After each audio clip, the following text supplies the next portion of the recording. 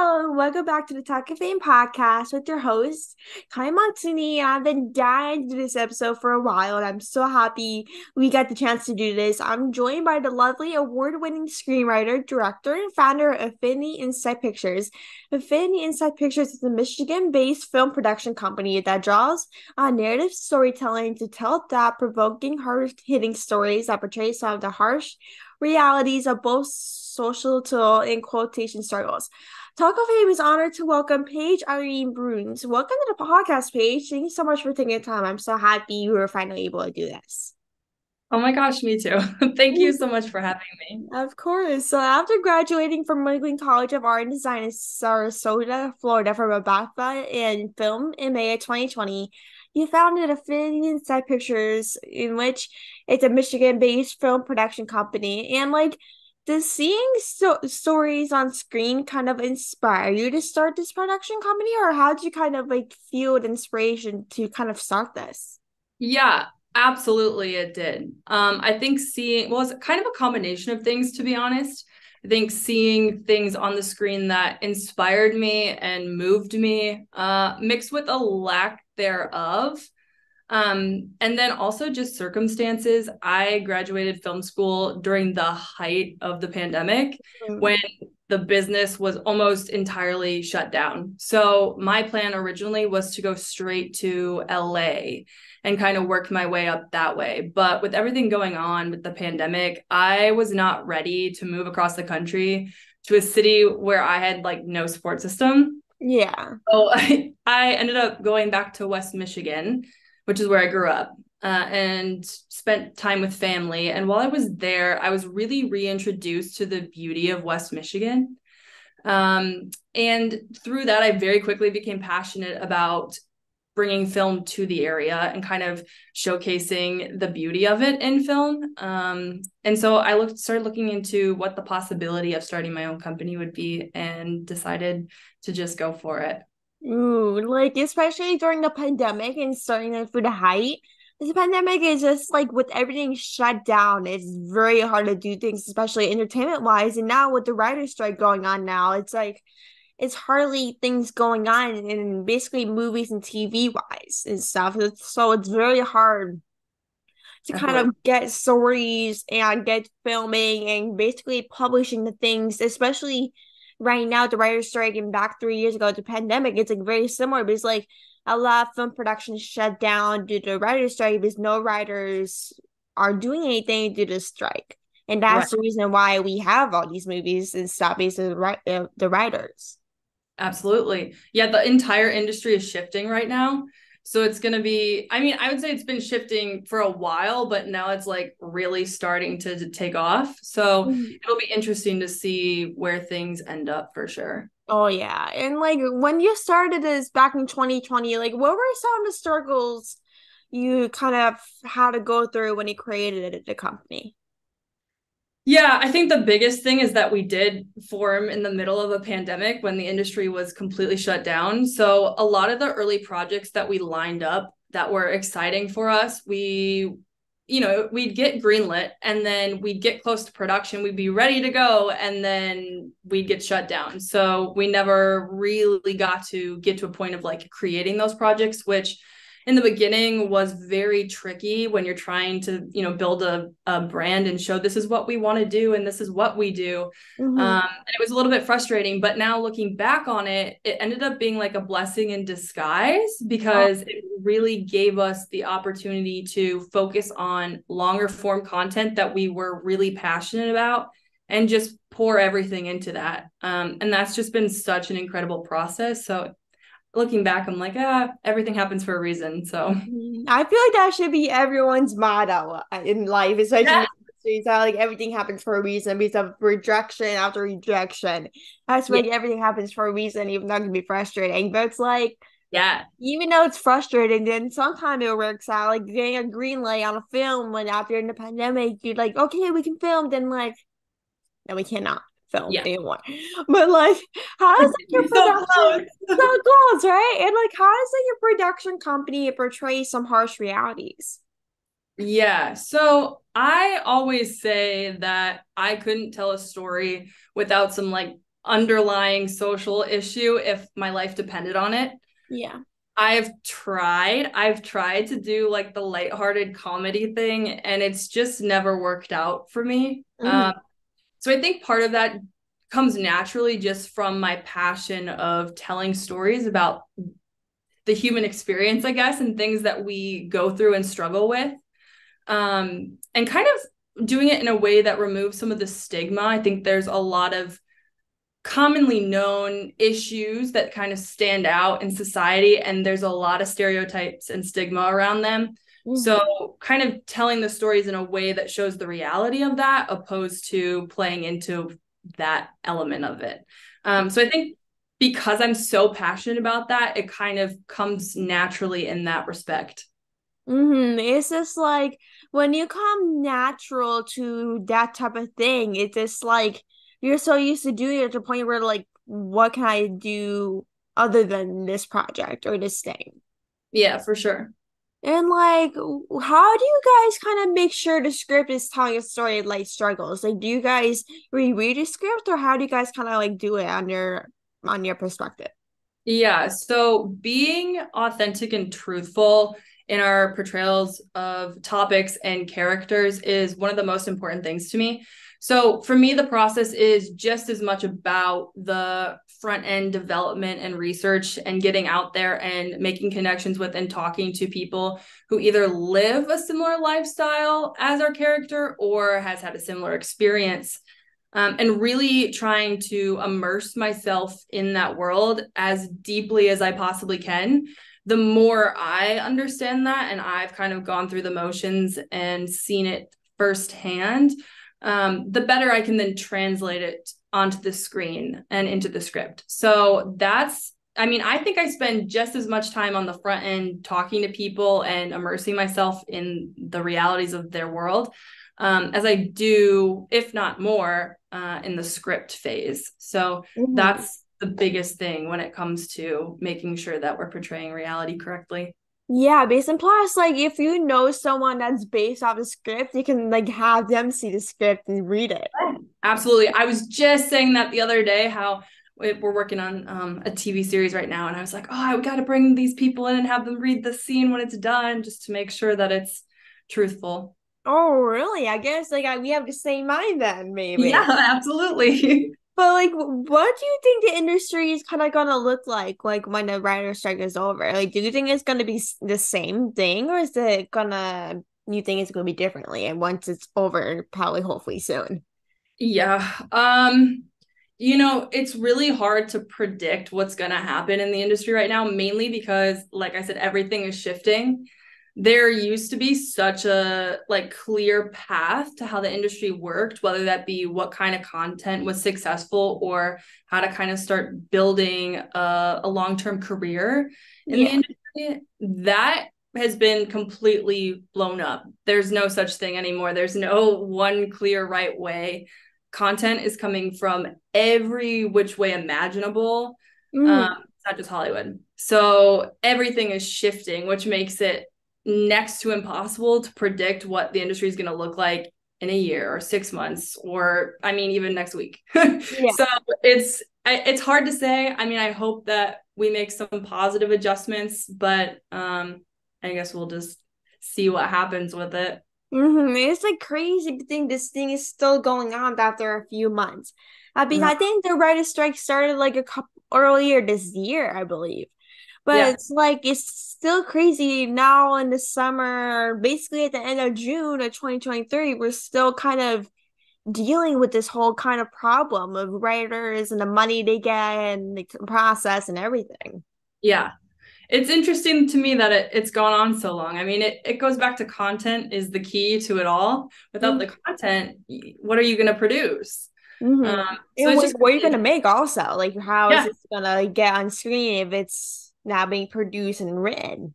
yeah. Well, and since COVID, everybody, I mean, we've always been used to like consuming a lot of content, but since COVID, as a society, we're like even more hooked on being able to stream things and binge watch things. So, I mean, the demand is clearly there. So I don't know how long you can go on without having, a full backing for that. But Right? We'll see, I But guess. everyone's different though. Some people can go years without it, so who Yeah. knows? Who knows? It'll But be like, interesting. yeah, like how can people start writing a screenplay, like in terms like your experience? Yeah. Good question.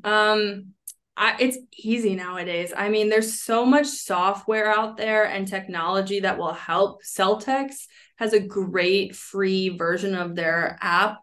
And I think it's a website too. I used that when I first started.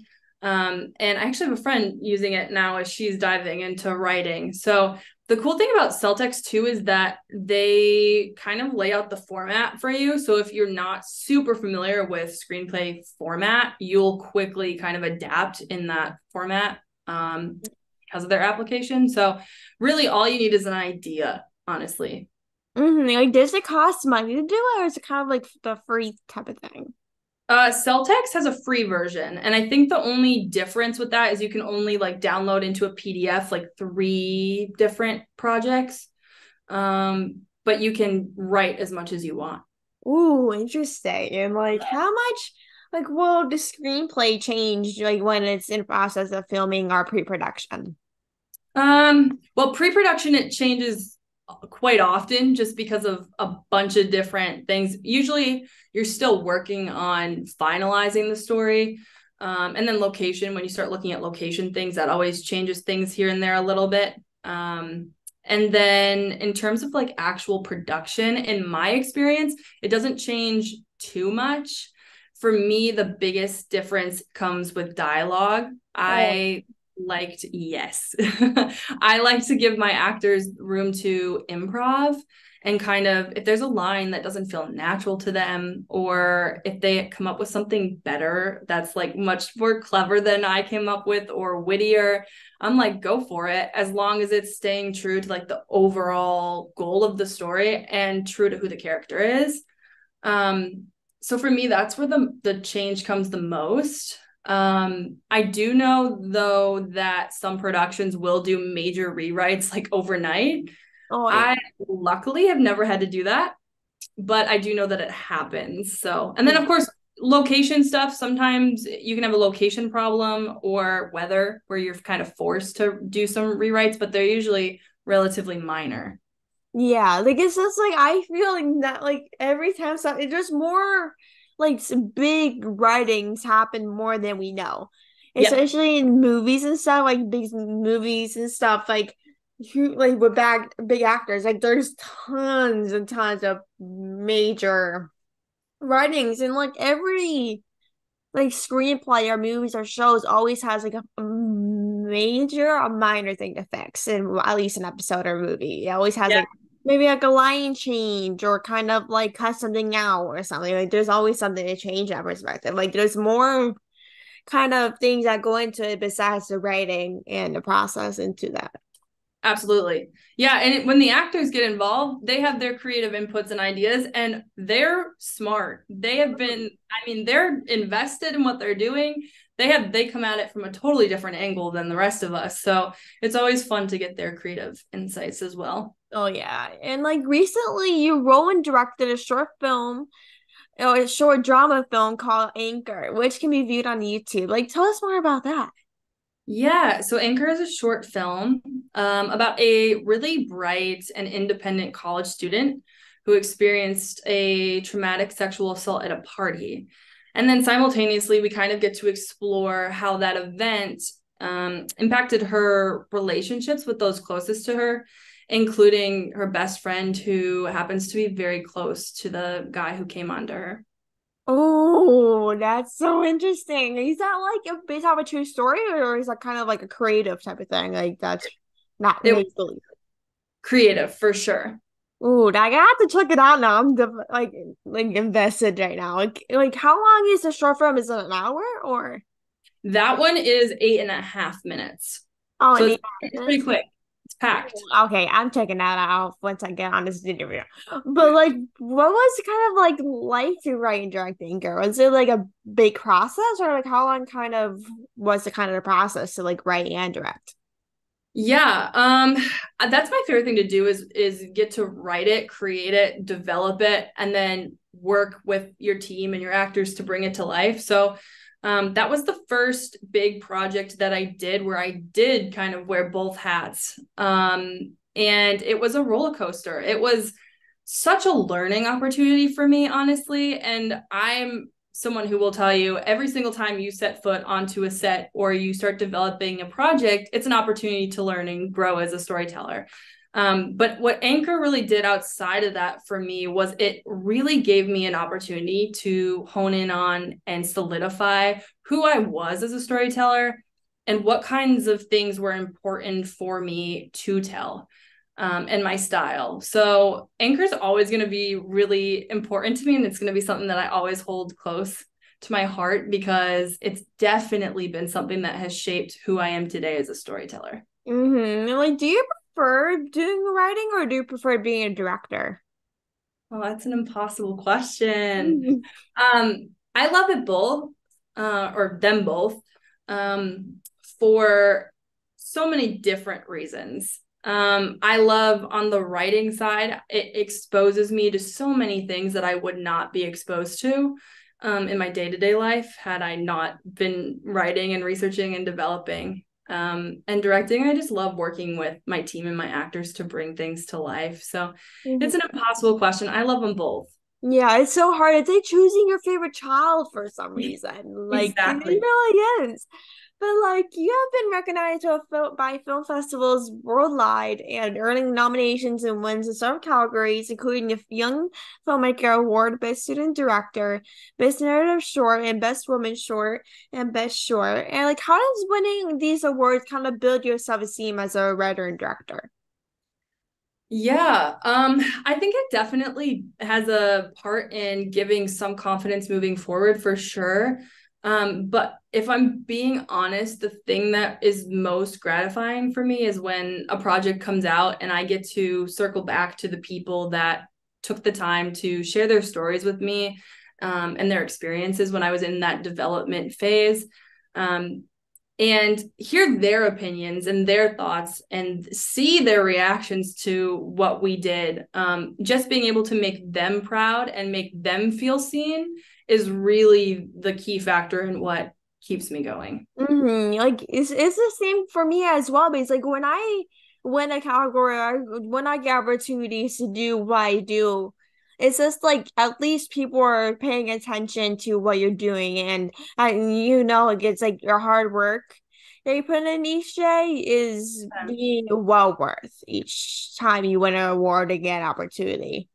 Absolutely. And when you talk to these people, in the development phase, you really, all of a sudden, you kind of feel this responsibility to them to Yeah. portray their reality and their experience accurately. So to be able to make them feel seen is everything. It really is because like when people are watching short films, movies, shows, or whatever they're watching YouTube videos, like they are, especially little kids, are always looking to see somebody like them and feel inspired. Yeah, When they see that, like when they're watching something, whether it's like a movie or a show, or seeing a famous actor filming in a big movie that just came out, like when they see that person that's like a boss lady or an agent or whatever it is, like they're like, okay, I want to do that. I want to become that person like they are. Like that happens for me a million times. Like when I saw Olivia Benson in Law and Order SVU, I wanted to become a detective. I want to become president when I watch Commander in Chief with Gina Davis. Like there's so many, like when you see those powerhouse women or even men doing amazing things that are literally entitled to doing amazing things and that they inspire you, that's the best thing that can happen. Because like when you go into that thing and when they see little girls around you seeing you do those things, they're like, okay, not only you're making a difference in your own life and inspiring yourself, but you're also making a difference for girls around you, for your family members or girls you may not know. yeah. It's amazing that storytelling can do that. I mean, when I look back at my life, there have been so many things that have impacted me that I'm like, that's inspiring. And it's just amazing that it has that kind of backing power to it. Yeah. So, It really does. That's like the power of storytelling is that like it can just be so powerful, like in each film or scene. You may not know how much it impacts someone's life until you get that one message saying it impacted my life, and this makes everyone so happy, especially me when I get those messages. Yes, absolutely. And like, do you have like any like upcoming projects? I do. So I'm working on a drama series right now that kind of centers on three families in a small town in the Midwest. And it's all they're like about their multi-generational relationships and all centered around the current opioid crisis. Ooh, that seems so interesting. I can't wait to see it. Like, when do you have an idea of when it's gonna be out or filming, or is it still like up in the air? Yeah, so I'm not sure of timeline just yet. We are working on the script right now, but I will say that it is coming along and I'm very excited about it. Amazing. And like, what is some advice for writers and directors that are just starting out or kind of looking to be in this industry but don't know kind of where to kind of begin? Yeah, so I think outside of the basic, just make sure you're getting out there and making your own content because that's so true and it's so valuable. Anybody can create quality content nowadays with the technology that's out there. Um, Mm-hmm. I think for writers, I always say that vulnerability leads to authenticity. So, learning how to get yourself to a place where you feel comfortable enough to be vulnerable in your work. I know it's not an easy thing to do and it takes time. So, it's, whatever works for you as an individual. Creativity is such a private thing until it's not. Yeah. And when you're kind of like surrendering yourself to all the emotions of each of your characters, all of a sudden it feels very personal, which makes it then terrifying to share that with anybody, let alone potentially the entire world. So finding ways to just get more comfortable with that and being vulnerable is a big thing as a writer because that's how you're going to craft authentic characters that feel real, that people can, again, going back to watching something and seeing something relatable. That's how that's done. And then for directors, uh, the biggest thing for me has been being able to identify your actors' breaking points and when they've hit their emotional wall. Because as the director, you are their biggest advocate on the set. Your job is to be there to support them and help them be the best that they can be. And the second that you identify that they have hit that point and you ask for another take, now you're all of a sudden not acting as their biggest advocate. And that is vital, being able to identify that. Well, and not only identify it, but be able to be prepared enough to then take a step back and be Yeah. like, we're good, we got what we need, we're done. Moving on. Or have a backup plan. If you didn't get what you need, okay, how do we move away from this and then come back and get what we need? That is huge because that actor director dynamic is everything. It will make or break your film. And a situation like that will be vital to the actor director relationship.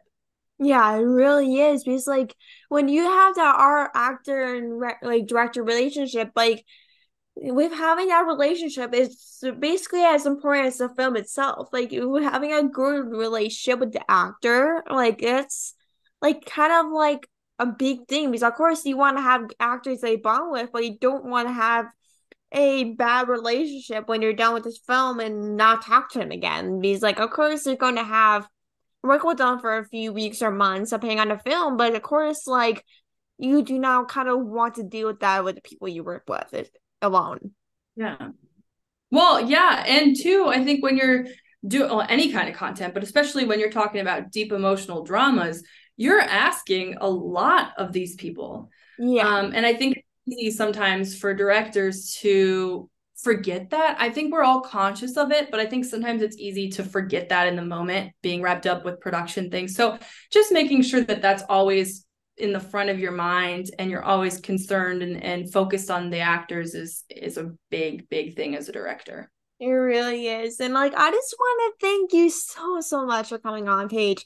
I really appreciate it. I know we've been dying to get this done. So I'm Yeah. happy me and you were able to get this done. And where can people find you on social media if they want to connect with you? Yeah, so Instagram is Paige Irene Bruns. Perfect. Everyone go check her out. And I can't wait for any upcoming projects you haven't planned. And if you need anything at all, feel free to let me know. I'd be happy to help. Anyway, so thank you again. And thank you everyone for listening. I'll see you guys soon. Thank you so much. Have a great rest of your day, Paige. You too. Thank you. Of course. Bye, guys. Bye.